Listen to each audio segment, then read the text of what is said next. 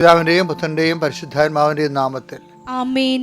എൻ്റെ പ്രിയപ്പെട്ടവരെ, എല്ലാവർക്കും എൻ്റെ സ്നേഹവന്ദനം. ഇന്ന് ഇത് ബുധനാഴ്ച. നമുക്ക് ഒരുമിച്ച് പ്രാർത്ഥിക്കാം. അമ്മേ പരിശുദ്ധമ്മേ, അമ്മേ പരിശുദ്ധമ്മേ, ദൈവമാതാവേ, ദൈവമാതാവേ, കൃപാസനത്തിലൂടെ ഞങ്ങൾക്കും ഞങ്ങളുടെ ദേശത്തിനും അമ്മ മധ്യസ്ഥം തേടി തന്ന എല്ലാ അനുഗ്രഹങ്ങൾക്കും കൃപകൾക്കും ഞങ്ങളിപ്പോൾ ഹൃദയം നിറഞ്ഞ നന്ദി പറയുന്നു. അമ്മേ പരിശുദ്ധമ്മേ, അമ്മേ പരിശുദ്ധമ്മേ, ദൈവമാതാവേ, 2004 ഡിസംബർ 7 തീയതി ഉച്ചകഴിഞ്ഞ് 2:30 കൃപാസനത്തിൽ സംഭവിച്ച അമ്മയുടെ പ്രത്യക്ഷപ്പെടലിനെ കുറിച്ച് തിരുസഭയ്ക്ക് സമർപ്പിച്ചിരിക്കുന്ന പഠനരേഖകളുടെ സഭാത്മകമായ പഠനം ആരംഭിക്കുവാൻ ഞങ്ങൾ താഴ്മയോടെ പ്രാർത്ഥിക്കുന്നു. അമ്മേ പരിശുദ്ധമേ, ഭൂസ്വർലോകങ്ങളുടെ രാജ്ഞിയായ അങ്ങേക്ക് ഭൗമസംരക്ഷണത്തിനായി പ്രപഞ്ചപ്രകൃതിയെ തന്നെ തിരുസഭ പ്രതിഷ്ഠിക്കുവാൻ ഈ പ്രത്യക്ഷീകരണം വഴി ഇടയാക്കണമേ. പരിശുദ്ധമ്മേ, ജപമാല മാതാവേ, സകല കൃപാസനം പ്രാർത്ഥനകളോടും ചേർത്ത് ഞങ്ങളിപ്പോൾ പ്രാർത്ഥിക്കുന്ന ഈ കുടുംബത്തിന്റെ പ്രത്യേക നിയോഗം. എന്റെ മക്കളെ, നിയോഗം പറയുക. അമ്മയുടെ പ്രത്യക്ഷീകരണത്തിന്റെ ഈ അനുഗ്രഹവേളയിൽ ഞങ്ങൾക്ക് സാധിച്ചു തരുവാൻ കനിയണമേ. ആമേൻ. വിശ്വാസ പ്രമാണം. സർവശക്തനായ പിതാവും ആകാശത്തിന്റെയും ഭൂമിയുടെയും സൃഷ്ടാവുമായ ദൈവത്തിൽ ഞാൻ വിശ്വസിക്കുന്നു. അവിടുത്തെ ഏകപുത്രനും ഞങ്ങളുടെ കർത്താവുമായ ഈശോ മിശിഹായിലും ഞാൻ വിശ്വസിക്കുന്നു. ഈ പുത്രൻ പരിശുദ്ധാത്മാവിനാൽ ഗർഭസ്ഥനായി കന്യകാമറിയത്തിൽ നിന്ന് പിറന്ന് പൊന്തിയോസ് പീലാത്തോസിന്റെ കാലത്ത് പീഡകൾ സഹിച്ച് കുരിശിൽ തറയ്ക്കപ്പെട്ട് മരിച്ച് അടക്കപ്പെട്ട് പാതാളങ്ങളിൽ ഇറങ്ങി മരിച്ചവരുടെ ഇടയിൽ നിന്ന് 3-ാം നാൾ ഉയർത്ത് സ്വർഗത്തിലേക്ക് എഴുന്നള്ളി സർവശക്തിയുള്ള പിതാവായ ദൈവത്തിന്റെ വലതുഭാഗത്തിരിക്കുന്നു. അവിടെ നിന്ന് ജീവിക്കുന്നവരെയും മരിച്ചവരെയും വിധിക്കുവാൻ വരുമെന്നും ഞാൻ വിശ്വസിക്കുന്നു. പരിശുദ്ധാത്മാവിലും ഞാൻ വിശ്വസിക്കുന്നു. വിശുദ്ധ കത്തോലിക്കാ സഭയിലും പുണ്യവാന്മാരുടെ ഐക്യത്തിലും പാപങ്ങളുടെ മോചനത്തിലും ശരീരത്തിന്റെ ഉയർപ്പിലും നിത്യമായ ജീവിതത്തിലും ഞാൻ വിശ്വസിക്കുന്നു. ആമേൻ. സ്വർഗ്ഗസ്ഥനായ ഞങ്ങളുടെ പിതാവേ, അങ്ങയുടെ നാമം പൂജിതമാകണമേ. അങ്ങയുടെ രാജ്യം വരണമേ. അങ്ങയുടെ തിരുമനസ് സ്വർഗത്തിലെ പോലെ ഭൂമിയിലും ആകണമേ. അന്നു വേണ്ടുന്ന ആഹാരം ഇന്ന് ഞങ്ങൾക്ക് തരണമേ. ഞങ്ങളോട് തെറ്റ് ചെയ്യുന്നവരോട് ഞങ്ങൾ ക്ഷമിക്കുന്നത് പോലെ ഞങ്ങളുടെ തെറ്റുകൾ ഞങ്ങളോടും ക്ഷമിക്കണമേ. ഞങ്ങളെ പ്രലോഭനത്തിൽ ഉൾപ്പെടുത്തരുതേ, തിന്മയിൽ ഞങ്ങൾ രക്ഷിക്കണമേ. ആമേൻ. നന്മ നിറഞ്ഞ മറിയമേ, സ്വസ്തി. കർത്താവ് അങ്ങയുടെ കൂടെ സ്ത്രീകളിൽ അങ്ങ് അനുഗ്രഹിക്കപ്പെട്ടവളാകുന്നു. അങ്ങയുടെ ഉദരത്തിൻ ഫലമായി ഈശോ അനുഗ്രഹിക്കപ്പെട്ടവനാകുന്നു. പരിശുദ്ധ മറിയമേ, തമ്പുരാന്റെ അമ്മേ, പാപികളായ ഞങ്ങൾക്ക് വേണ്ടി ഇപ്പോഴും ഞങ്ങളുടെ മരണസമയത്തും തമ്പുരാനോട് അപേക്ഷിക്കണമേ. ആമേൻ. എൻ്റെ കർത്താവേ, നിന്റെ ഉന്നതമായ നാമത്തിന് സ്വസ്ഥം ചെയ്യുന്നു. കർത്താവേ, ഇന്ന് സഭയിലെ എല്ലാ സഭകളിലും നോൻപ് ആരംഭിച്ച് ഞങ്ങൾ നോൻപിലേക്ക് പ്രവേശിക്കുകയാണ്. നോൻപിൽ ആവശ്യപ്പെടുന്ന വിശുദ്ധീകരണം ഞങ്ങളുടെ വ്യക്തികൾക്കും കുടുംബങ്ങൾക്കും നൽകുവാൻ ഇടയാക്കണമെന്ന് പ്രാർത്ഥിക്കുന്നു. കർത്താവ്, നോൻപിൻ്റെ ജാഗ്രതയോടെ ജീവിക്കുവാനും ദൈവസ്നേഹത്തെ വളരുവാനും സുവിശേഷ സാക്ഷികളാകുവാനും സഭയെ ശുദ്ധീകരിക്കുകയും വിശുദ്ധീകരിക്കുകയും ശക്തിപ്പെടുത്തുകയും ചെയ്യുവാൻ അമ്മ പരിശുദ്ധ അമ്മ ദേവമാതാവേ, സഭയെ വേണ്ടി അമ്മ മാധ്യസ്ഥം വഹിക്കണമേ. എൻ്റെ കർത്താവിൻ്റെ ഉന്നതമായ നാമത്തിൽ സഭയുടെ അധികാരത്തെക്കുറിച്ച് അടയാള ദൈവശക്തിയാൽ ഞാൻ പരീക്ഷ എഴുതുന്ന എല്ലാ മക്കളെയും സമർപ്പിച്ച് പ്രാർത്ഥിക്കുന്നു. പരീക്ഷ എഴുതിപ്പോയ പരീക്ഷകളെല്ലാം കർത്താവിൻ്റെ കൈകളിലാണ്. അത് എറിഞ്ഞുപോയ കല്ല് പോലെയാണ്. അതിനെ നിയന്ത്രിക്കണം, നയിക്കേണ്ടത്, ഉന്നതമായ വിജയം നൽകിക്കൊണ്ട് അനുഗ്രഹിക്കേണ്ടതും ഞങ്ങളുടെ കഴിവിനേക്കാൾ ഉപരി അങ്ങയുടെ കൃപ കൊണ്ടാണെന്ന് ഞങ്ങൾ മനസ്സിലാക്കിക്കൊണ്ട് അങ്ങയുടെ ദൃശ്യനദിയിൽ എഴുതിപ്പോയ എല്ലാ പരീക്ഷകളെയും സമർപ്പിച്ച് പ്രാർത്ഥിക്കുന്നു. കർത്താവ്, പുതിയ പരീക്ഷ എഴുതാൻ +1 ഒരുങ്ങുന്നുണ്ട് ഈശോയെ, അവരെയും സമർപ്പിച്ച് പ്രാർത്ഥിക്കുന്നു. എൻ്റെ കർത്താവിൻ്റെ ഉന്നതമായ നാമത്തിൽ പരീക്ഷ വിദ്യാർത്ഥികളെല്ലാം കർത്താവിന് അനുഗ്രഹിക്കപ്പെടട്ടെ. അവരുടെ കുടുംബങ്ങൾ അനുഗ്രഹിക്കപ്പെടട്ടെ. അവരുടെ ബുദ്ധി, ബോധം, ഓർമ്മ, ശക്തി, ഓർമ്മയിൽ നിന്ന് പ്രതിഫലിപ്പിക്കാനുള്ള കഴിവ് എല്ലാം കർത്താവിൻ്റെ നാമത്തിൽ അനുഗ്രഹിക്കപ്പെടട്ടെ. എൻ്റെ കർത്താവിൻ്റെ ഉന്നതമായ നാമത്തിൽ ബിസിനസ് ചെയ്യുന്നവരെ, ജോലി ചെയ്യുന്നവർ, വേല ചെയ്യുന്നവർ എല്ലാവരുടെയും മേൽ കർത്താവിൻ്റെ കരുണ കർത്താവ് പല കാര്യത്തിൽ പലതരത്തിലും സാമ്പത്തികമായ മാന്ദ്യവും സാമ്പത്തികമായ സങ്കടങ്ങളൊക്കെ അനുഭവിക്കുന്നവരും സാമ്പത്തികമായ കടങ്ങളിൽ പെട്ടുപോകുന്നവരും എല്ലാവരും കർത്താവ് അങ്ങനെ പലതരത്തിലുള്ള വ്യക്തകൾ അനുഭവിക്കുന്നുണ്ട്. ഈശോയെ ഒന്നുകൂടെ 1:4 പ്രാർത്ഥിക്കുന്നു. Help those who have kind of troubles. കൃപാസനത്തിന്റെ ആപ്തവാക്യമാണത്. എല്ലാ തരത്തിലും വിഷമം അനുഭവിക്കുന്നത് സഹായിക്കാൻ വേണ്ടി പരിശുദ്ധ അൾത്താറെ പ്രത്യക്ഷപ്പെട്ട ലോകത്തിന്റെ അപൂർവമായ സ്ഥലമാണ് കൃപാസനത്തിന്റെ അൾത്താര. ഓർത്തുകൊണ്ടും അമ്മയുടെ പ്രത്യക്ഷനെ ഓർത്തുകൊണ്ടും ഇന്നീ പ്രാർത്ഥനയിൽ പങ്കെടുക്കുന്ന 10,000-കണക്കിന് മനുഷ്യരോട് അമ്മ അലിവ് തോന്നണമേ. അവർക്ക് വേണ്ടി മധ്യസ്ഥം വഹിക്കുന്ന വീടില്ലാത്തവരുണ്ട്, സ്ഥലമില്ലാത്തവരുണ്ട്, വീട്ടിൽ സമാധാനം ഇല്ലാത്തവരുണ്ട്, വൈവാഹിക ജീവിതത്തിൽ തകർച്ചയുള്ളവരുണ്ട്. കർത്താവെ അതിനേക്കാൾ ഉപരി കർത്താവ് പിരിഞ്ഞു പോകാൻ പോകുന്നവരുണ്ട്. എൻ്റെ കർത്താവ് ഒരുമിച്ച് ജീവിക്കാൻ ആഗ്രഹിക്കുന്നവരുണ്ട്. എല്ലാവരെയും പ്രാർത്ഥന സഹായിക്കണം. പ്രാർത്ഥിക്കുന്നു. ജോലി നഷ്ടപ്പെട്ടവർ, ജോലി നഷ്ടപ്പെടാൻ പോകുന്നവർ, തിരിച്ചുവിടപ്പെട്ടവർ, അത് വീണ്ടും തിരിച്ചെടുക്കപ്പെടുന്നതിനും കർത്താവിൻ്റെ കരുണവരൊക്കെ ലഭിക്കുന്നതിന് വേണ്ടി പ്രാർത്ഥിക്കുന്നു. എൻ്റെ കർത്താവിൻ്റെ ഉന്നതമായ നാമത്തിൽ സാമ്പത്തിക ബാധ്യത കൊണ്ട് കടങ്ങൾ കൊണ്ടും പുരയിടങ്ങൾ വിൽക്കാൻ പോകുന്നവരും അതുപോലെ തന്നെ പലതരത്തിൽ ജപ്തിനോട് ഭീഷണിയെ നേരിടുന്നവരുണ്ട്. കർത്താവ് അവരെല്ലാം ഈ പ്രാർത്ഥന പരിധി കൊണ്ടുവരുന്നു. അവരെല്ലാം നീ ആശീർവദിക്കണമേ, അനുഗ്രഹിക്കണമേ പ്രാർത്ഥിക്കുന്നു. എൻ്റെ കർത്താവിനുമായ നാമത്തിൽ അമ്മമാരെ ആസ്വദിക്കുന്നു. എൻ്റെ കർത്താവിനുമായ നാമത്തിൽ ഗർഭിണികളെ ആസ്വദിക്കുന്നു. എൻ്റെ കർത്താവിന് ഉന്നതമായ നാമത്തിൽ ഈ ആഴ്ചയിൽ ഒരു കുഞ്ഞിന് ജന്മം നൽകാൻ വേണ്ടി ആശുപത്രി കഴിയുന്ന പ്രസവത്തിന് വേണ്ടി ആശുപത്രി കഴിയുന്ന അമ്മമാരെ കുറിച്ച് പ്രാർത്ഥിക്കുന്നു. എൻ്റെ കർത്താവ് ഉന്നതമായ നാമത്തിൽ വിവാഹത്തിൽ ഒരുങ്ങുന്ന കുറിച്ച് പ്രാർത്ഥിക്കുന്നു. എൻ്റെ കർത്താവ് ഉന്നതമായ നാമത്തിൽ വഴക്കുകൾ, വിദ്വേഷങ്ങൾ, പറഞ്ഞു തീർക്കാൻ പോകുന്ന ശ്രമങ്ങൾ അതെല്ലാം വിജയിച്ച് സമാധാനത്തെ അവസാനിക്കാൻ കർത്താവിൻ്റെ ഉന്നതമായ നാമത്തിൽ സഭയുടെ അധികാരത്തിൽ കുരിശടയാളത്തിൽ അനുഗ്രഹിക്കപ്പെടട്ടെ. ഇവിടെ നമ്മളെ പത്രൂസിനൂടെ ഇദൂമ്യക്കാരും പേത്രിയക്കാരും മെസ്സൊപ്പൊട്ടേമിയക്കാരും ഇങ്ങനെ കുറേ ആൾക്കാർ ഒരുമിച്ച് കൂടുമ്പോഴാണ് പത്രോസിൻ്റെ പെന്തക്കോസ്ത മഹോത്സവം, പത്രോസിൻ്റെ പ്രഭാഷണവും പെന്തക്കോസ്ത മഹോത്സവവും. അപ്പോൾ ജനങ്ങളെല്ലാം ആദ്യമായിട്ടാണ് ഈ ഭൂമി പരിശുദ്ധാത്മാവ് നിറയുന്ന ഭയങ്കര മനോഹരമായ കാഴ്ച കാണുകയും ഓരോരുത്തരും തങ്ങളുടെ ഭാഷയിലെ അപ്പോസ്തലന്മാർ സംസാരിക്കുന്നത് കേൾക്കുകയും ചെയ്യുമ്പോൾ അവർ വിസ്മയിച്ച് ചോദിക്കും, ഈ ആത്മാവിനെ സ്വീകരിക്കാൻ ഞങ്ങൾ എന്ത് ചെയ്യണമെന്ന്. അപ്പോൾ ആൾക്കാർക്ക് കൊതിയായി. യഥാർത്ഥ ദൈവത്തിൻ്റെ ചൈതന്യം ശക്തിയും കണ്ടു നിൽക്കുന്നതിന് കൊതി വരും. പക്ഷെ കൊതി വരുമ്പോഴും അതിന് സിമ്പിളായിട്ടുള്ള ഒരു ടെക്നിക്ക് ബൈബിള് പറയുന്നുണ്ട്. എന്താണ്?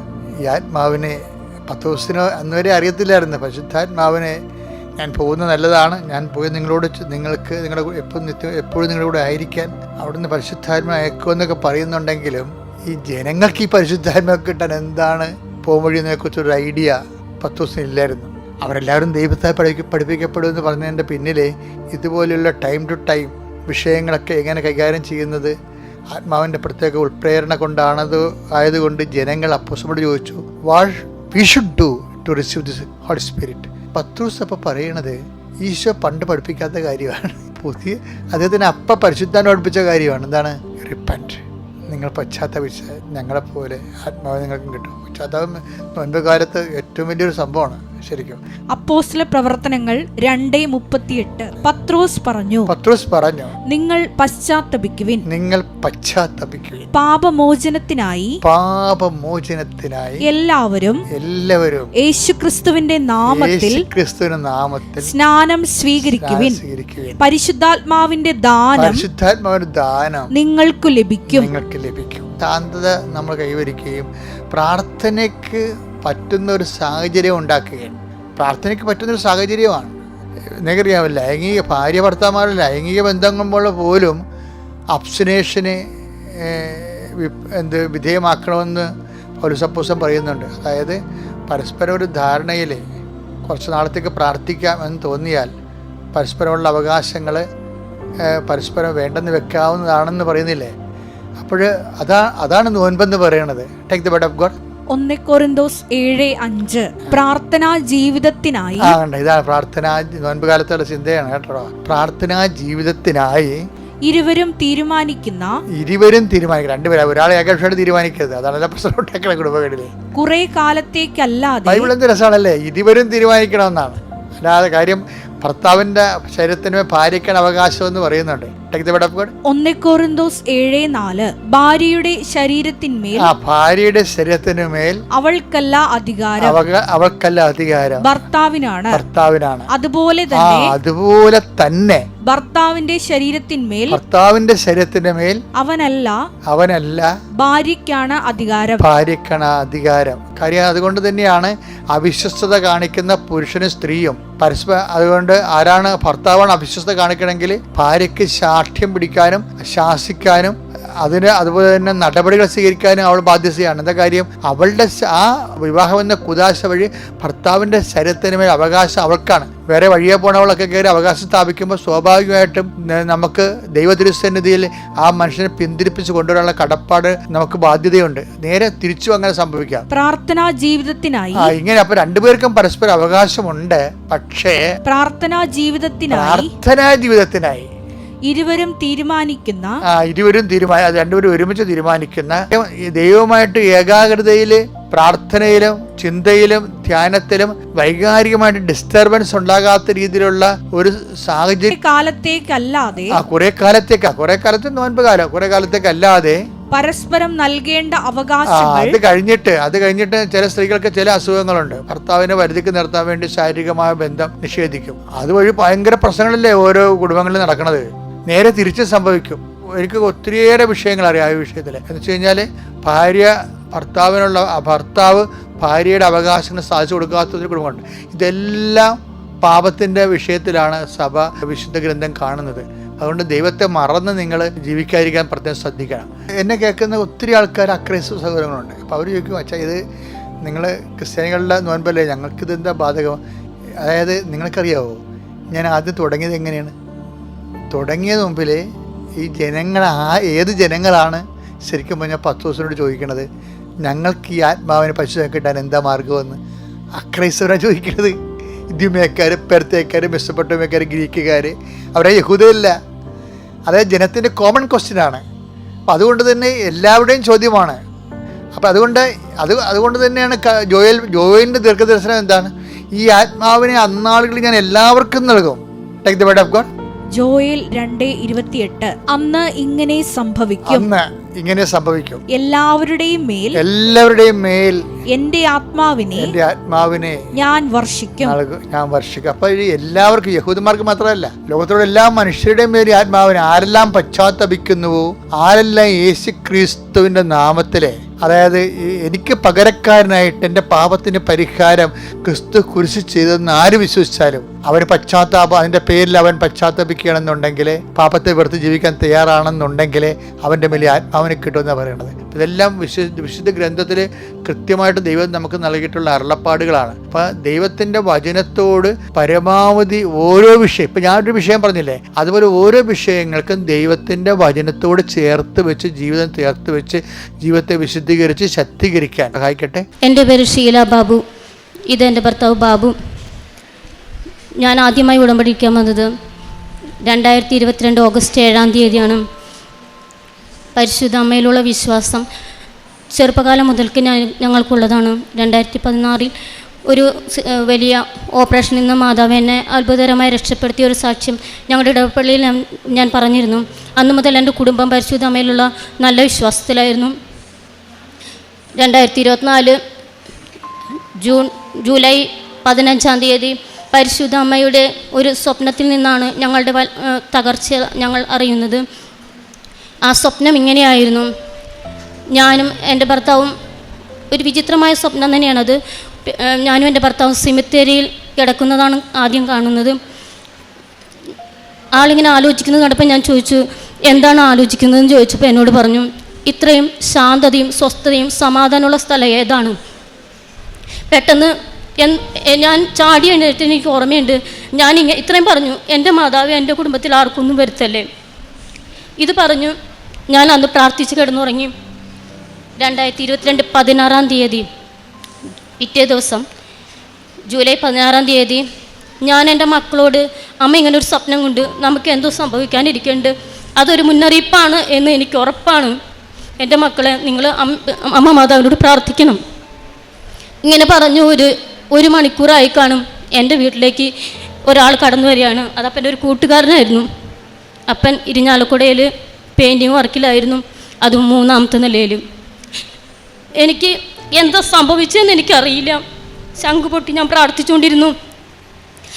എന്ത് ചെയ്യണമെന്നോ എൻ്റെ കൂടെ എൻ്റെ ചേച്ചി ഉണ്ടായിരുന്നു. ചേച്ചി എന്നോട് പറഞ്ഞു, പെട്ടെന്ന് നമുക്ക് പോകണം, മെഡിക്കൽ കോളേജിലാണ്, തൃശ്ശൂരാണ്, ഇരിഞ്ഞാലക്കുടയിൽ നിന്ന് മടക്കി. എന്താണ് ഞാൻ പറഞ്ഞില്ലേ, കൈകാലം വിറയ്ക്കുകയോ, എനിക്ക് ഒന്നും സംസാരിക്കാനും പ്രാർത്ഥിക്കാനും ഒന്നും കഴിയണില്ലായിരുന്നു. ആ അവസ്ഥയിൽ എന്നോട് ചേച്ചി പറഞ്ഞു, കൃപാസന തൈലം ഉപ്പെടുത്ത് കൈ വെച്ചോ, നിനക്കത് ഉപകാരപ്പെടും, അവനൊന്നും വരില്ല അടി, നീ പ്രാർത്ഥിച്ചോളാൻ പറഞ്ഞു. വഴി നീളം ഞാൻ കരഞ്ഞു. മെഡിക്കൽ കോളേജിലേക്ക് 1.5 മണിക്കൂറോളം യാത്രയുണ്ട്. ആ 1.5 മണിക്കൂറോളം അമ്മ മാതാവിനെ മനസ്സിൽ പ്രാർത്ഥിക്കാൻ എനിക്ക് കഴിയുന്നില്ലെങ്കിലും ഞാൻ എന്തൊക്കെയോ പുലമ്പിക്കൊണ്ടിരുന്നു. കാരണം ചൊവ്വാഴ്ചയായിരുന്നു അന്ന്. ഞാൻ ഉപവാസം എടുക്കുന്ന ദിവസം 2:30 വരെ മാതാവിൻ്റെ പ്രത്യക്ഷീകരണത്തിൻ്റെ സമയം കഴിഞ്ഞിട്ടാണ് 3 മണിക്ക് ഞാൻ ഭക്ഷണം കഴിക്കാറ്. അന്നാണെങ്കിൽ മെഡിക്കൽ കോളേജിൽ, തൃശ്ശൂർ മെഡിക്കൽ കോളേജിലേക്ക് 2 പൊതി ചോറ് എൻ്റെ കൈ കൊണ്ട് ഞാൻ വിളമ്പിയതാണ്. ആ തൃശ്ശൂർ മെഡിക്കൽ കോളേജിലാണ് എൻ്റെ ഭർത്താവ് കിടക്കുന്നത് അറിഞ്ഞപ്പോൾ എൻ്റെ ഉള്ളിൽ വേദനയാണ് തോന്നിയത്. എന്നാലും അമ്മ എനിക്ക് മുന്നറിയിപ്പ് തന്നതുകൊണ്ട് എനിക്കറിയാമായിരുന്നു എൻ്റെ വിളി കറക്റ്റായിട്ട് എത്തിയിട്ടുണ്ട്, ഒന്നും സംഭവിക്കില്ല എന്ന് തന്നെ ഞാൻ ഉറച്ചു വിശ്വസിച്ചു. മെഡിക്കൽ കോളേജ് അടുക്കാറായപ്പോഴാണ് ഞാൻ അറിയണത് എൻ്റെ ഭർത്താവ് സ്ട്രോക്ക് വന്ന് വീണതാണ്. 3-ാം നിലയിൽ മുൻപിലോട്ട് നടന്നു കഴിഞ്ഞാൽ എന്ത് സംഭവിക്കാൻ നമുക്കറിയാലോ. ഒരു പൊടി പോലും കിട്ടാൻ വഴിയില്ല. പക്ഷേ എൻ്റെ അമ്മയിലുള്ള എൻ്റെ വിശ്വാസമായിരിക്കാം എൻ്റെ പ്രാർത്ഥന, എൻ്റെ കുഞ്ഞുങ്ങളുടെ പ്രാർത്ഥന. കുഞ്ഞുനാളിൽ തുടങ്ങി എൻ്റെ വിശ്വാസത്തിൽ, എൻ്റെ അമ്മയുടെ വിശ്വാസത്തിലാണ് ഞാൻ അവരെ വളർത്തിയത്. അതുകൊണ്ടായിരിക്കാം എൻ്റെ കുഞ്ഞുങ്ങളുടെ പ്രാർത്ഥനയും എൻ്റെ പ്രാർത്ഥനയും എൻ്റെ ഭർത്താവിനെ രക്ഷിച്ചത്. ആ മനുഷ്യൻ തല കറങ്ങി 3 പ്രാവശ്യം മുന്നോട്ട് നടന്നു എന്നാണ് ഞാൻ പിന്നീട് അറിഞ്ഞത്. മുന്നോട്ട് നടക്കുന്നതിന് പകരം പിന്നിലോട്ടാണ് അമ്മ കൊണ്ടുപോയത്. മുന്നിലോട്ടായിരുന്നു 3 പ്രാവശ്യത്തെ ഒരു നടത്തിയെങ്കിൽ എൻ്റെ ഭർത്താവ് ഉണ്ടാവില്ല എന്ന് എനിക്ക് ഉറപ്പായിരുന്നു. അമ്മ മാതാവിൻ്റെ ആ പ്രത്യേക സംരക്ഷണമാണ് പിന്നിലോട്ട് വലിച്ച് എൻ്റെ ഭർത്താവിനെ രക്ഷിച്ചതെന്ന് ഞാൻ വിശ്വസിക്കുന്നു. എത്രയ്ക്കായാലും ഒരു ഭാഗം തളർന്ന അവസ്ഥയിൽ സ്ട്രോക്ക് വന്നത് ശിരസിലെ ആയതുകൊണ്ട് നമുക്ക് ഓപ്പറേഷൻ ചെയ്യാൻ പറ്റില്ല എന്നാണ് ഡോക്ടർ പറഞ്ഞത്. യാതൊരുവിധ ഉറപ്പും ഞങ്ങൾക്ക് തരാൻ പറ്റില്ല. ഞാൻ ചെന്ന് കാണുമ്പോൾ ഈ ഒരു വശം, വലതുവശം ഫുൾ പച്ച കളറായിരുന്നു. Blood circulation തീരെയില്ല. സംസാരശേഷി പോയി, ചുണ്ട് ഒരു വശത്തേക്ക് കൂടിപ്പോയി. ആ അവസ്ഥ കണ്ട് ചങ്ക് പൊട്ടി. ഞാൻ ഇത്രയും കാലം പ്രാർത്ഥിച്ച് 16 വർഷം ആൾത്താരയിൽ പാടിക്കൊണ്ടിരുന്ന ഞാൻ, ഈ വേദന എനിക്ക് താങ്ങാൻ പറ്റില്ല അമ്മേ. കാരണം 5 പേരുടെ വരുമാന മാർഗമാണ് എടുക്കുന്നത്. ഞാൻ എന്ത് ചെയ്യും? എനിക്കൊരു ജോലിയില്ല. എൻ്റെ കഴുത്തിന് കംപ്ലൈൻറ്റ്, ഞരമ്പിന് കംപ്ലൈൻറ്റ്, എനിക്ക് സംസാരിക്കുമ്പോൾ ഞരമ്പ് തുറിച്ച് വരും. ഒരുപാട് പ്രശ്നങ്ങൾ. എൻ്റെ മോന് സ്ഥിരമായിട്ടൊരു വരുമാനമില്ല. ഞങ്ങളെങ്ങനെ ജീവിക്കും? അതൊക്കെയായിരുന്നു എൻ്റെ സങ്കടം. ഞാൻ അങ്ങനെ സങ്കടപ്പെട്ട് ഒരുപാട് കരഞ്ഞു. 11 ദിവസം ആ സ്റ്റേജിൽ തന്നെ എൻ്റെ ഭർത്താവ് തുടർന്നു. 2-ാം ദിവസം ട്രീറ്റ്മെൻറ്റ് തുടങ്ങിയപ്പോൾ ഞാൻ കാണുന്നത് ഈ കരിനീല കളറിൽ നിന്നും ഒരു മോചനം വേണം. എൻ്റെ സംസാരശേഷി ആൾക്ക് തിരിച്ചു കിട്ടാതെ എനിക്കൊന്നും മനസ്സിലാവുന്നില്ല. ആളാംഗ്യ ഭാഷയിൽ കാണുമ്പോൾ എൻ്റെ ശങ്ക പടയുന്നൊരു വേദനയാണ്. ഒന്നും മനസ്സിലാവാത്ത ആ അവസ്ഥയിൽ ഞാൻ എങ്ങനെ ഈ ആളെ മുന്നോട്ട് കൊണ്ടുപോകും?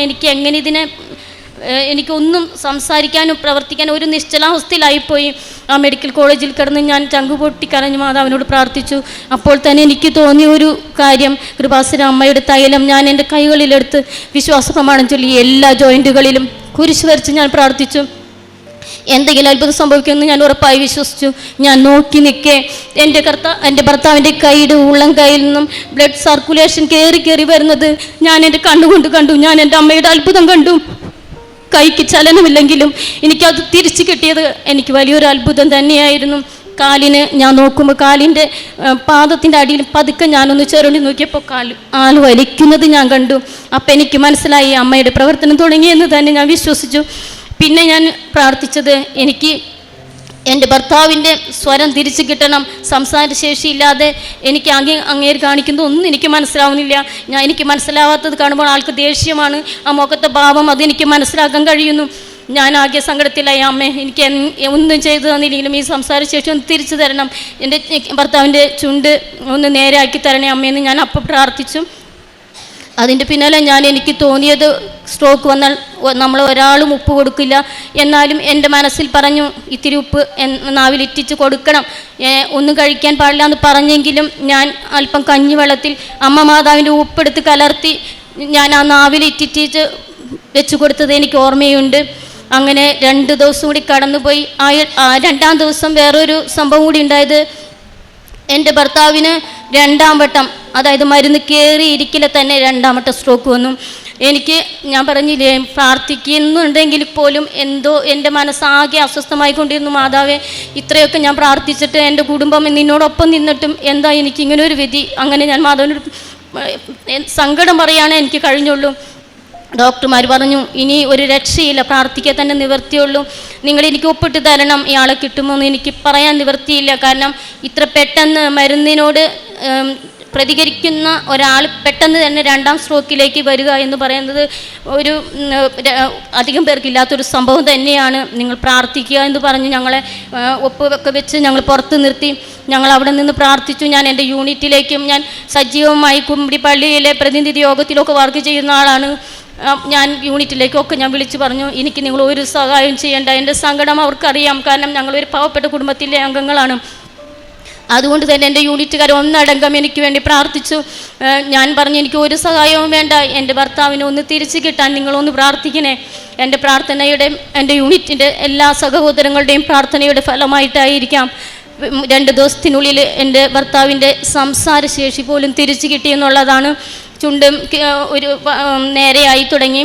അങ്ങനെ 11 ദിവസം ആ അവസ്ഥയിൽ തുടർന്നു. 11ാം ദിവസം ഞങ്ങളുടെ അടുത്തുള്ള ചാലക്കുടി താലൂക്ക് ഹോസ്പിറ്റലിലേക്ക് ഞങ്ങളെ കൊണ്ടുവന്നു. കാരണം ഞങ്ങൾക്ക് അതാണ് എളുപ്പം. ആൾക്കാണെങ്കിൽ ഈ മെഡിക്കൽ കോളേജിൽ വയറ്റിൽ നിന്ന് പോകാത്തൊരവസ്ഥ നമുക്കറിയാമല്ലോ. എന്തോരം ജനങ്ങളുടെ ഉള്ളിൽ നമുക്ക് എങ്ങനെ ഈ മനുഷ്യനെ ബാത്റൂമിൽ കൊണ്ടുപോകാൻ പറ്റും? ആൾക്കാണെങ്കിൽ കുറേ ചമ്മലും കാര്യങ്ങളൊക്കെ ഉള്ള ആളായതുകൊണ്ട് വയറിങ്ങനെ വീറി വരിക, അതിൻ്റേതായ അസ്വസ്ഥതകളും ആൾ ദേഷ്യവും അവിടെ കിടന്ന് ഇന്ന് വരെയില്ലാത്ത ഇത്രയും ചുറുചുറുക്കുള്ള ഒരു മനുഷ്യൻ, ഓടി നടക്കുന്ന മനുഷ്യൻ പെട്ടെന്നൊരു ദിവസം കിടപ്പിലാവുമ്പോഴുള്ള വേദന നമുക്കറിയാലോ. ഒരു കുടുംബത്തിൻ്റെ അത്താണിയാണ്. ഞാൻ അങ്ങനെ ഒരുപാട് പ്രാർത്ഥിച്ചു. ഞങ്ങൾ അടുത്തുള്ള ഹോസ്പിറ്റലിലേക്ക് എങ്ങനെയെങ്കിലും ഒന്ന് ഡിസ്ചാർജ് ചെയ്ത് തരണമെന്ന് അവിടുത്തെ ഡോക്ടർ സാറോട് സംസാരിച്ചു. ചാലക്കുടി താലൂക്ക് ആശുപത്രിയിലേക്ക് കൊണ്ടുവന്നപ്പോഴാണ് ഞാൻ വേറൊരു സത്യം കൂടി മനസ്സിലാക്കിയത്. അത് മെഡിക്കൽ കോളേജിൽ കണ്ടെത്താത്തൊരു സംഭവമായിരുന്നു. എൻ്റെ ഭർത്താവിൻ്റെ വലതുവശം സ്ട്രോക്ക് വന്നപ്പോൾ മുകളിലേക്ക് കയറിപ്പോയിരുന്നു. അത് അവിടെയുള്ള ഡോക്ടർമാരൊന്നും ശ്രദ്ധയിൽപ്പെട്ടില്ലായിരുന്നു. ചാലക്കുടിയിൽ ഫിസിയോതെറാപ്പിസ്റ്റ് പറഞ്ഞു ഇങ്ങനൊരു സംഭവമുണ്ട്, കാലിൻ്റെ ഞരമ്പ് പെട്ടെന്ന് കയറി കാല് മേളിലേക്ക് കയറിയിട്ടുണ്ട്, അത് നമുക്കൊന്ന് വലിച്ചിടേണ്ടി വരും. അതുവരെ ഞങ്ങൾ അവിടെ ഡിസ്ചാർജ് ആയിട്ട് പോലും ഞങ്ങൾ അവിടെ നിന്നു. ആ സാറ് അവിടുത്തെ ട്രീറ്റ്മെൻറ്റ് എല്ലാവരുടെയും കഴിഞ്ഞതിന് ശേഷം ഓടി വന്ന് എല്ലാവരും കാണുകയെ ഇതേ ഇന്നതാണ് ഈ ആളുടെ അവസ്ഥ, ഇത് നിങ്ങളൊന്ന് നോക്കിക്കാണു എന്ന് പറഞ്ഞിട്ട് എല്ലാവരും കാണുകയെ ഈ എൻ്റെ ഭർത്താവിൻ്റെ കാല് വലിച്ചിട്ട് ആൾ പെട്ടെന്ന് ചാടി ഒരു നിവർന്നത് ഞാൻ കണ്ടായിരുന്നു. അപ്പോൾ അതുപോലും അമ്മ ഞങ്ങളെ അവിടെ വെച്ച് കാണിച്ചു തന്നില്ലായിരുന്നെങ്കിൽ ഞങ്ങൾ ചട്ടുകാലിനെ പോലെ എൻ്റെ ഭർത്താവ് നടക്കുമായിരുന്നു. ഫിസിയോതെറാപ്പി ഇപ്പോഴും തുടർന്നുകൊണ്ടിരിക്കുന്നുണ്ട്. അമ്മയുടെ തൈലവും ഉപ്പും ഞങ്ങൾ ഉപയോഗിക്കുന്നുണ്ട്. അമ്മ വഴി ലഭിച്ച ഈ വലിയ അത്ഭുതത്തിന് ഞാൻ എൻ്റെ കുടുംബവും വളരെയേറെ നന്ദി പറയുന്നു. എൻ്റെ കാരുണ്യ പ്രവർത്തികൾ എന്ന് പറഞ്ഞാൽ ഞാൻ കൃപാസന പത്രം എല്ലാ മാസവും ഇവിടെ നിന്ന് വേറൊരാൾ വഴി വരുത്തിക്കൊണ്ട് അവിടെയൊക്കെ എല്ലാവർക്കും ഞങ്ങളുടെ യൂണിറ്റിലും പരിസരത്തൊക്കെ ഞങ്ങൾ കൊടുക്കുമായിരുന്നു.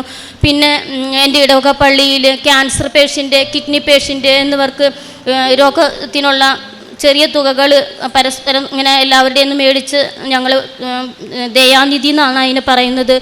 അത് പിരിക്കുന്നത് ഞങ്ങളെ യൂണിറ്റ് ബേസിലാണ്. അപ്പോൾ എൻ്റെ യൂണിറ്റിൽ പിരിക്കാൻ ഞാനൊരു നിയോഗം വെച്ചിട്ട് ഞാനാണത് പിരിച്ചുകൊണ്ടിരുന്നത്. പിന്നെ ഞാൻ ഇടയ്ക്ക് മെഡിക്കൽ കോളേജിലേക്ക് ഇങ്ങനെ ചോറുപൊതികൾ കൊടുക്കുമായിരുന്നു. എന്നെക്കൊണ്ട് പറ്റുന്ന വിധത്തിൽ ആരെങ്കിലുമൊക്കെ ചോദിച്ചാൽ അറിയാലോ, എനിക്ക് എന്നെക്കൊണ്ടാവുന്ന സാമ്പത്തിക സഹായമല്ലേ ചെയ്യാൻ പറ്റുള്ളൂ, ഞങ്ങൾ തീരെ പാവപ്പെട്ടവരാണ്. അപ്പോൾ എന്നെക്കൊണ്ട് പറ്റണതൊക്കെ ഞാൻ ചെയ്തിരുന്നു. പിന്നെ വേറൊരു സാക്ഷ്യം കൂടി ഉള്ളത്, അപ്പനും അങ്ങനെ വയ്യാണ്ടായി എന്ന് അറിഞ്ഞു കഴിഞ്ഞപ്പോഴും ആളുടെ വീട് ഒക്കലാണ്, എൻ്റെ വീടാണ് കുമ്പിടി ഇടവകയിൽ. അപ്പം അപ്പൻ്റെ നാട്ടിൽ നിന്ന് തന്നെ ഒരുപാട് ആൾക്കാർ, ഞങ്ങൾ പ്രതീക്ഷിക്കാത്തവർ പോലും വന്ന് എൻ്റെ അപ്പനെ കാണുകയും ഒരുപാട് കാശ്, എനിക്ക് പറയാൻ വാക്കുകളില്ല, 5 ലക്ഷം രൂപയോളം.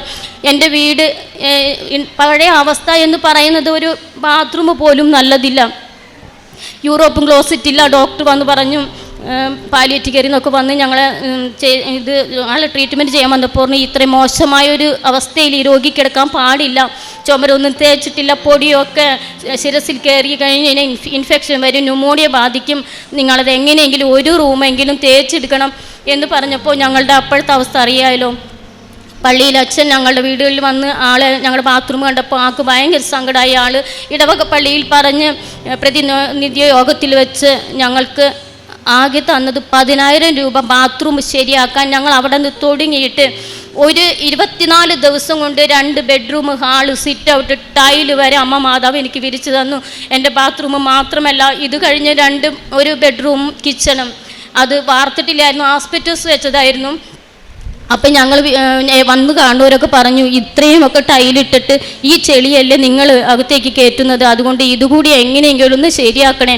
ഞാൻ പറഞ്ഞു, എനിക്ക് ഒരു നിവൃത്തിയില്ല, ആൾക്കാരുടെ ട്രീറ്റ്മെൻറ്റ് നടന്നുകൊണ്ടിരിക്കുകയാണ്, ഫിസിയോതെറാപ്പി ചെയ്യണേന് നല്ല കാശാണ്, ഒരു ദിവസം വീട്ടിൽ വന്നതിന് 700 രൂപയാണ്, അപ്പോൾ അതുകൊണ്ട് ഞങ്ങൾക്ക് ഒന്നും ചെയ്യാൻ നിവൃത്തിയില്ല എന്ന് പറഞ്ഞു. അങ്ങനെ എൻ്റെ നാട്ടുകാരും എൻ്റെ അപ്പൻ്റെ നാട്ടുകാരും, എനിക്ക് അമ്മ മാത്രമേ ഉള്ളതുകൊണ്ടാണ് ഞാൻ എൻ്റെ നാട്ടിൽ തുടർന്നു കൊണ്ടിരുന്നത്.